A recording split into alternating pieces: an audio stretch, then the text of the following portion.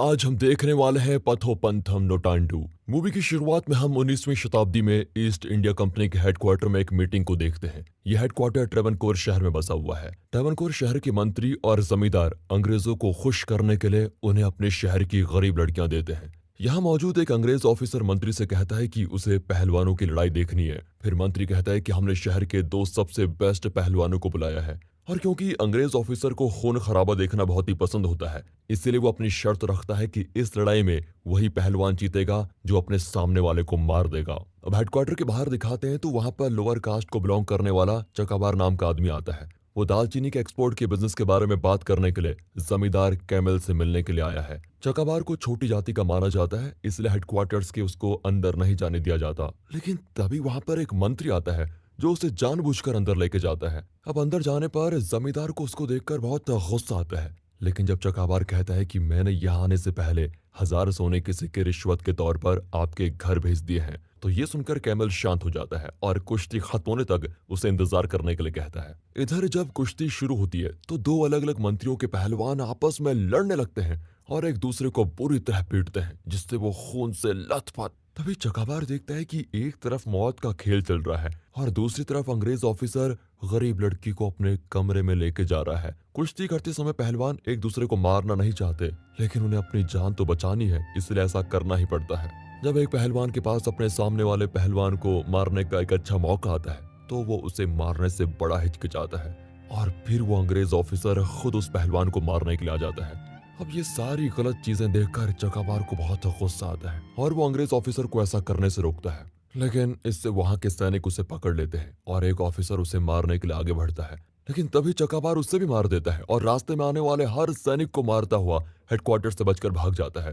पीछे से अंग्रेज ऑफिसर उस पर गोलियां चलाते हैं, लेकिन तब तक वो उनसे बहुत दूर निकल चुका होता है। अब इस घटना के कुछ सालों के बाद हम ट्रेवनकोर के राजा के महल को देखते हैं, जहां सभी मंत्रियों की एक जरूरी मीटिंग बुलाई गई है, क्योंकि राजा के कुल देवता के मंदिर से कुछ समय पहले बेशकीमती जेवर और हीरे जवाहरात चोरी हो गए हैं और राजा हर हालत में उन जेवर को वापस पाना चाहता है। लेकिन उसका सेनापति इतने दिनों बाद भी उसका पता नहीं कर पाया कि ये चोरी किसने की। इसलिए राजा ने उस चोर को पकड़ने के लिए वेलायुधा नाम के एक आदमी को अपने पास बुलाया होता है। वेलायुधा छोटी जाति का होता है, लेकिन वो बिजनेस की वजह से बहुत ही पैसे वाला बन गया है। इसी के साथ वो मार्शल आर्ट्स और कॉम्बैट फाइट में बहुत ज्यादा अच्छा है और इस वजह से वो इस राज्य का सबसे ताकतवर सोल्जर भी है। लेकिन ये सब होने के बावजूद भी लोग उसे नीचा ही मानते हैं और इसलिए सैनिक उसे राजा के दरबार में जाने से रोक लेते हैं। लेकिन तभी वहां पर राजा का मंत्री आता है और उसे अपने साथ अंदर लेके जाता है। राजा को वेलायुधा पर बहुत ही विश्वास है कि वो मंदिर के खजाने को वापस ढूंढकर जरूर लेकर आएगा, लेकिन वहां मौजूद मंत्री और जमींदार वेलायुधा को ये जिम्मेदारी देने से मना करते हैं, क्योंकि उनके राज्य में छोटी जाति वाले लोगों को मंदिर के आसपास जाने की परमिशन भी नहीं है। और उनका कहना यह होता है कि वेलायुधा जब मंदिर के खजाने को ढूंढ लेगा तो वो उसको टच करके खराब कर देगा। इसी वजह से सभी मंत्री इस चीज का विरोध कर रहे होते हैं। फिर वेलायुधा पूरे काउंसिल को अपने खिलाफ देखकर राजा को कहता है कि आप किसी और से ये काम करवा लेना। इतना कहकर वो चला जाता है। बाहर निकलते समय उसे कन्नापुरु नाम का एक सिपाही मिलता है, जिसके पिता को वेलायुधा नहीं मारा था। फिर भी उसके मन में वेलायुधा के लिए इज्जत होती है, क्योंकि वो अपनी जाति के हक के लिए कुछ भी कर सकता है। इसके बाद अगले सीन में हम देखते हैं कि राजा के सैनिक एक चेरथला नाम के कस्बे में छोटी जाति की एक औरत और उसके पति को सभी लोगों के सामने कोड़े मार रहे हैं, क्योंकि उन्होंने ब्रिज टैक्स नहीं दिया था। दरअसल इस राज्य में छोटी जाति की औरतों को कमर से ऊपर कोई भी कपड़ा पहनने का अधिकार नहीं होता, और अगर उन्हें अपने ब्रेस्ट को ढकना है तो उन्हें ब्रेस्ट टैक्स चुकाना पड़ेगा। ऐसे ऐसे वाहियात रूल थे वहां पर। जो औरत इस टैक्स को नहीं देती थी उसे कोड़े मार मार कर मौत के घाट उतार दिया जाता था। फिर ब्रिज टैक्स के इस नियम का विरोध करने के लिए नगेली नाम की एक लड़की कस्बे की सभी औरतों के साथ मिलकर राजा के पास जाती है। लेकिन तभी रास्ते में उसे सेना का मुख्य चीफ नाम्बू अपनी सेना के साथ अपनी तरफ आता हुआ दिखाई देता है। नाम्बू वहां आकर उन्हें टैक्स देने के लिए कहता है, लेकिन नगेली और बाकी औरतें टैक्स देने से इनकार कर देती है। इसलिए नाम्बू अपने सैनिकों को उन पर छोड़ देता है। सभी सैनिक औरतों को पीट पीट कर उनके कमर के ऊपर बंधे हुए कपड़ों को उतार देते हैं। नगेली जब नाम्बू की सेना को मार रही होती है तो नाम्बू उसके लड़ने के तरीके को देखकर बड़ा अट्रैक्ट होता है और उसे अपने साथ चलने के लिए कहता है। लेकिन जब नगेली उसके साथ जाने से मना करती है तो बदला लेने के लिए नाम्बू सभी लोगों के सामने नगेली के ब्रेस्ट के ऊपर के कपड़े उतार देता है। तभी वहां पर वेलायुधा आ जाता है और वो नगेली को बचा देता है। फिर वेलायुधा नाम्बू और उसके सभी सैनिकों को मारकर भगा देता है। इसके बाद सेनापति इस घटना की खबर राजा को देता है और कहता है कि वेलायुधा ने कानून तोड़ा है, इसलिए उसे बंदी बना लेना चाहिए। फिर राजा सेनापति को समझाता है कि जब हमारे पूर्वजों के पास पैसे की कमी हो गई थी तब उन्होंने ये ब्रिज टैक्स लागू किया था, लेकिन अब हमारे राज्य को चलाने के लिए पूरे पैसे हैं, तो इसीलिए जब उन औरतों ने इस टैक्स का विरोध किया तो इसमें कोई बुराई नहीं है। पर अगर हम वेलायुधा को बंदी बना लेंगे तो हमारे पास पैसे की कमी हो जाएगी, क्योंकि वेलायुधा ही एक लौता आदमी है जो जरूरत पड़ने पर एडवांस में टैक्स भरता है। इसलिए इस समय वेलायुधा को बंदी बनाना सही नहीं है, लेकिन सही समय आने पर हम उसे जरूर बंदी बनाएंगे। उधर नगेली छिपते छिपाते ऊंची जाति के जमींदार की बेटी सरस्वती से मिलने के लिए उसके घर जाती है, क्योंकि दोनों बहुत ही अच्छे दोस्त होते हैं। सरस्वती उसे पहनने के लिए अपने पुराने कपड़े देती है और कहती है कि इन्हें सिर्फ रात के समय ही पहनना, क्योंकि अगर किसी ने तुम्हें इन कपड़ों में देख लिया तो बड़ी प्रॉब्लम हो जाएगी। सरस्वती का कहना मानकर नगेली उन कपड़ों को रात में ही पहनती है और बड़ी खुश हो जाती है। इसके बाद देखते हैं कि वेलायुधा के दादाजी मंदिर में होने वाले कथकली डांस को देखना चाहते हैं, इसीलिए वो उससे मंदिर जाने के लिए परमिशन मांगते हैं, लेकिन वेलायुधा उन्हें जाने से मना कर देता है, क्योंकि मंदिर में सिर्फ ऊंची जाति वाले लोगों को ही जाना होता है। वेलायुधा के दादाजी का डांस देखने का बहुत ही ज्यादा मन होता है, इसलिए वेलायुधा की पत्नी उसे कैसे भी करके मना ही लेती है। अब मंदिर के अंदर जाना तो अलाउड नहीं है, इसलिए वेलायुधा के दादाजी अपने साथ कुछ लोगों को लेकर मंदिर के सामने वाली टूटी हुई दीवार से कथकली डांस को देखने लग जाते हैं। जब राजा के आदमी को इस बात का पता चलता है तो वो वेलायुधा के दादाजी के पास जाते हैं और उससे कहते हैं कि नियम पता होने के बावजूद भी तुमने डांस देखकर बहुत बड़ी गलती कर दी है। वेलायुधा के दादाजी को उनकी बात सुनकर बड़ा बुरा लगता है, इसलिए वो यहाँ से जाने लगते हैं। लेकिन राजा के आदमी को ये देखकर जलन होती है कि उसने जमींदार जैसे कपड़े पहने हुए हैं, इसलिए वो गुस्से में उसके सिर से पगड़ी उतार देता है और उसे मारने भी लगता है। तभी वहां पर वेलायुधा आ जाता है और राजा के आदमी को कहता है कि भले ही मंदिर तुम्हारा है, लेकिन मंदिर के बाहर की जमीन मेरी है, इसलिए तुम हमें दीवार के पास खड़ा होने से नहीं रोक सकते, समझे? और अगर तुम्हें इतनी दिक्कत है तो उस टूटी हुई दीवार को सही करा लेना चाहिए। ये सुनकर राजा के आदमी का मुंह बंद हो जाता है, क्योंकि उसके पास दीवार बनाने के लिए पैसे ही नहीं है और ना ही मंदिर के पुजारी के पास। वेलायुधा पहले तो दीवार बनाने के लिए पुजारी को पैसे देता है, फिर कथकली की डांसर को 10 गुना ज्यादा पैसे देकर मंदिर के बाहर अपने दादाजी के लिए स्पेशल डांस प्रोग्राम करवाता है। ये देखकर राजा के आदमी को चुपचाप जाना पड़ता है। अगले दिन सेनापति के 4 आदमी कोचुन्नी नाम के चोर को ढूंढने के लिए उसके पीछे जाते हैं, लेकिन अगले सीन में देखते हैं कि उन चारों आदमियों को मारकर गांव के बीच में उल्टा लटका हुआ है। दरअसल जिस आदमी के पीछे सेनापति लगा हुआ है, यानी कि कोचुन्नी, वो छोटी जाति का था और उसने राजा के मंदिर से गहने चुराए थे, लेकिन जब उसके पीछे सैनिक पड़ गए तो उसने गहनों को वहीं पर छिपा दिया। इस बात को बहुत दिन बीत चुके थे, इसलिए कोचुन्नी को नहीं पता था कि वो गहने अभी भी वहां पर हैं कि नहीं। अब अगले दिन सैनिक आकर वेलायुधा को गिरफ्तार करके काल कोठरी में डाल देते हैं, क्योंकि उसने बहुत सारे नियमों को तोड़ा है। जेल में उसे मंत्री के आदमी बहुत ज्यादा मारते हैं। वहां उसे कन्नप क्रूप नाम का एक सैनिक बताता है कि ये लोग तुम्हें मारने वाले हैं, इसलिए तुम इनका दिया हुआ खाना बिल्कुल मत खाना। उधर राजा कुल देवता के गहनों के लिए बहुत ज्यादा परेशान है, इस वजह से उसका काम में मन ही नहीं लगता। रानी जब राजा की ऐसी हालत को देखती है तो वो अपने एक आदमी को भेजकर वेलायुधा को जेल से छुड़वा देती है और उसे गहने चुराने वाले चोर को पकड़ने का काम सौंपती है। उस दिन काउंसिल में जो कुछ भी हुआ वो सोचकर वेलायुधा ये काम करने से मना कर देता है, लेकिन रानी उसे कैसे भी करके मना लेती है। इसके बाद रात होने पर कोचुन्नी महल में उस जगह पर जाता है जहाँ उसने गहनों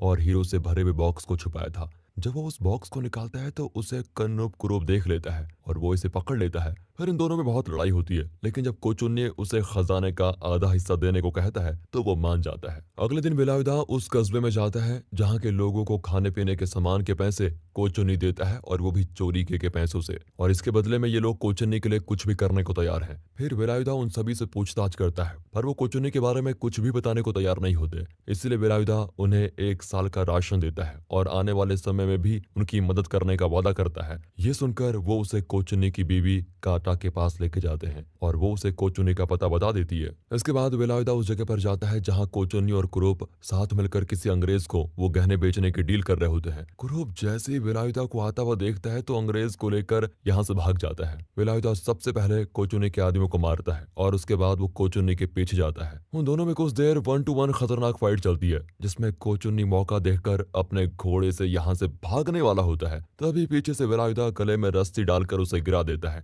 और घसीटता हुआ शहर के बीचों बीच लगे हुए राजा के दरबार में लेके जाता है। वहां पूरा गांव आया हुआ है। कुछ मंत्री ये देखकर बिल्कुल भी खुश नहीं होते कि बिना टैक्स दिए छोटी जाति की औरतें कमर के ऊपर कपड़ा पहने हुए उनके सामने खड़ी हैं। मंदिर के जेवर को वापस लाने और शहर के सबसे बड़े चोर को पकड़ने के लिए राजा वेलायुधा को सेनापति की पोस्ट देता है, जिसे पेंकार कहते हैं। ये देखकर बहुत सारे लोगों को बुरा लगता है कि एक छोटी जाति का आदमी सेनापति बन गया।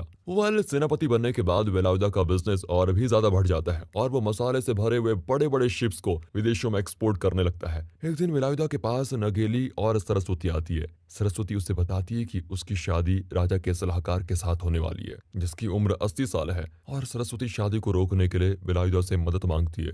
लेकिन वेलायुधा उसे समझाता है कि वो इस वक्त छोटी जाति वाले लोगों के हक के लिए ही लड़ रहा है, और अगर वो ऊंची जाति के लोगों के मामलों में बोलने लगा तो उसके साथ बाकी लोगों का भी नुकसान होगा। इसलिए वो सरस्वती को अपनी लड़ाई खुद लड़ने के लिए कहता है। फिर जब सरस्वती की शादी होती है तो फर्स्ट नाइट को उसका पति इंटीमेट होने की कोशिश करता है, लेकिन सरस्वती को वेलायुधा की ये बात याद आती है और वो अपने पति को गला दबाकर मार डालती है। इधर जब करूब जेल में कोचुन्नी से मिलने जाता है तो कोचुन्नी उसको एक जगह के बारे में बताता है जहां उसने सोने के सिक्के छिपाए हुए हैं। वो कुरूप से कहता है कि तुम्हें इन सिक्कों के बदले वेलायुधा को जान से मारना होगा। अगले दिन छोटी जाति की कुछ लड़कियां पूरे कपड़े पहनकर जा रही होती है तो उन्हें सामने से मंत्री अपनी सेना के साथ आता हुआ दिखाई देता है, और मंत्री को यह देखकर गुस्सा आता है कि इन्होंने पूरे कपड़े पहने हुए हैं और वो इसके लिए उनसे टैक्स मांगता है, लेकिन वो टैक्स देने से मना कर देती है। तो मंत्री को गुस्सा आता है, इसलिए वो उनके हाथ बांधकर लोहे की गर्म रॉड को उनके शरीर से लगाता है। इसके बाद रात होने पर करूप कोचुन्नी की बताई हुई जगह पर जाता है जहां उसे सोने के सिक्कों के साथ एक बंदूक भी मिलती है।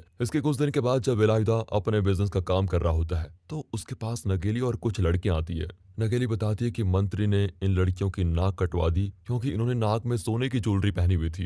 ये सुनकर वेलायुधा को बहुत गुस्सा आता है और वो अगले ही दिन अपनी जाति के देवी के मंदिर में पूजा करवाता है, जहां वो सभी लड़कियों को पूरे कपड़े पहनकर नाक में सोने की ज्वेलरी पहनकर आने के लिए कहता है। और जब ये बात एक मंत्री को पता चलती है तो वो अपनी सेना लेकर उसके मंदिर पहुंच जाता है। पहले तो वो लड़कियों को कपड़े उतारने के लिए कहता है, लेकिन जब वेलायुधा उन्हें ऐसा करने से मना करता है तो मंत्री अपनी सेना से उनके ऊपर हमला करवा देता है। इधर वेलायुधा फिर एक एक करके सैनिकों को मारे जा रहा होता है। वहीं दूसरी ओर नाम्बू नाम का सैनिक वेलायुधा के दादाजी को मार देता है। ये वही सैनिक है जिसने कहानी की शुरुआत में नगेली की ब्रिज से कपड़ा उतारा था। अब ये देखकर वेलायुधा गुस्से में नाम्बू को मार देता है। तभी दूर जंगल में से उसके ऊपर कोई गोली चलाता है जो सीधे उसके कंधे पर लगती है। अब वेलायुधा उसके पीछे जंगल में जाता है, जहाँ कुछ देर पीछा करने के बाद उसे कोचुन्नी का आदमी बाबा मिलता है। वो बाबा को रस्सी से बांधकर आगे लेके जाता है और उसे कुरूप भागता हुआ दिखाई देता है। फिर वो कुरूप को गोली मारता है और वो सीधे पास के तालाब में गिर जाता है। इसके बाद काउंसिल में मंत्री राजा को पूरी बात बताने के बाद कहते हैं कि वेलायुधा ने उनके सैनिक कुरूप को मार दिया है, इसलिए उसे फांसी की सजा होनी चाहिए। ये सुनकर वेलायुधा बताता है कि इन्हीं मंत्रियों ने मेरे दादाजी को मार दिया और मुझे कुरूप को मारने का जरा भी पछतावा नहीं है, क्योंकि वो चोर कोचुन्नी के साथ मिला हुआ था।